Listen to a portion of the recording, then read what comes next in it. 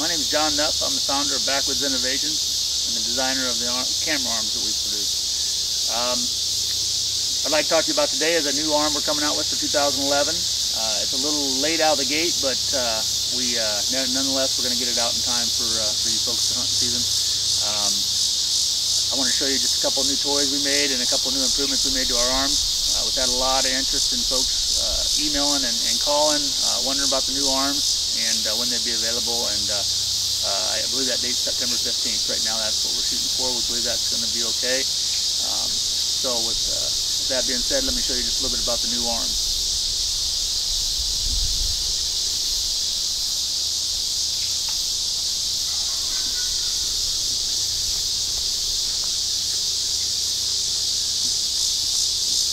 So what we've done new for 2011 is we've added a second V bracket on here, top and bottom now, make it a little bit more stable.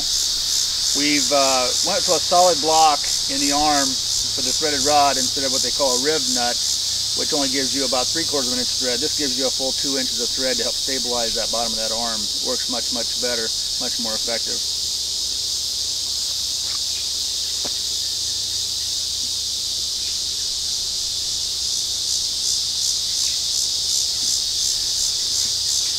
We've also went to, one of the things I'm most excited about, I suppose, is we went to a new handle design all the way around on the arm.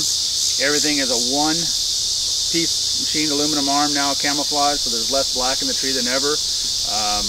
Never been a real fan of solid colors in a tree. I believe camouflage is obviously the best way to go to help blend in. When you're a camera man or a hunter in the tree, there's so much product in the tree when you're trying to do that, whether it be one hunter or two, a hunter and a cameraman.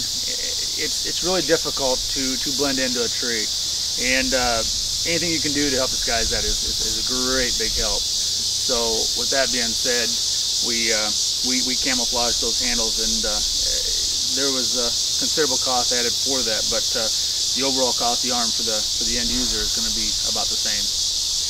So with that being said, we went to a 2-strap hole situation for our strapping. We believe after a couple years of use now that the 2 straps is plenty. We do recommend a ratchet strap on the top side and a zip strap or zip buckle on the bottom. And it holds it very well. Another improvement we made this year was we welded these what we call compression discs. If you look at these, we welded these compression discs, one to the main and one to the C bracket, which is the beginning of the arm.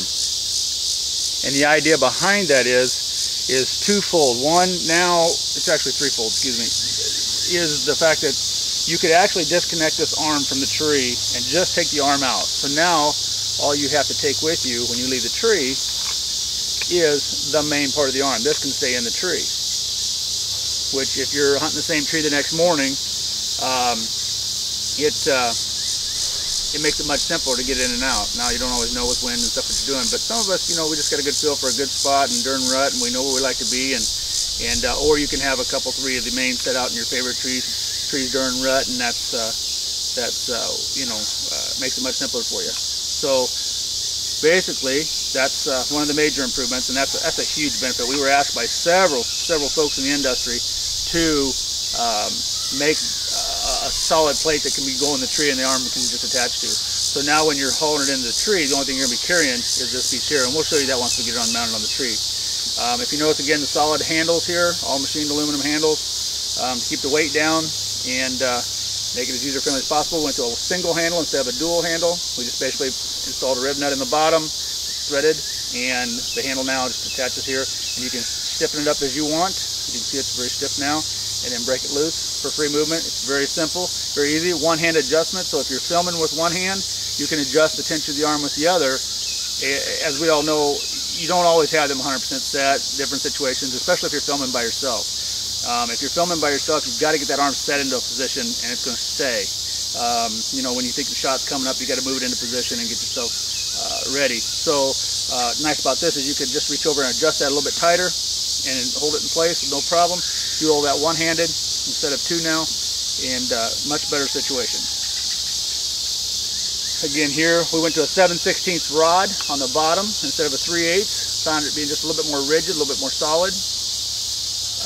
It just, a couple things that concern from the last was with a single pivot point on the bottom, we were getting just a little bit of movement in the bottom of the tree or the arm when the camera was mounted.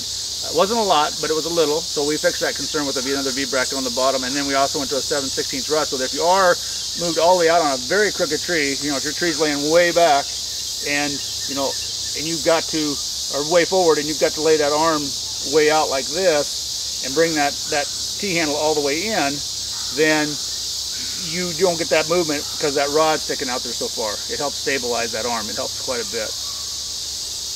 Okay? Now what I'm going to do is I'm just going to mount up the tree for you. Another new toy we made this year, and I'll show this to you, is a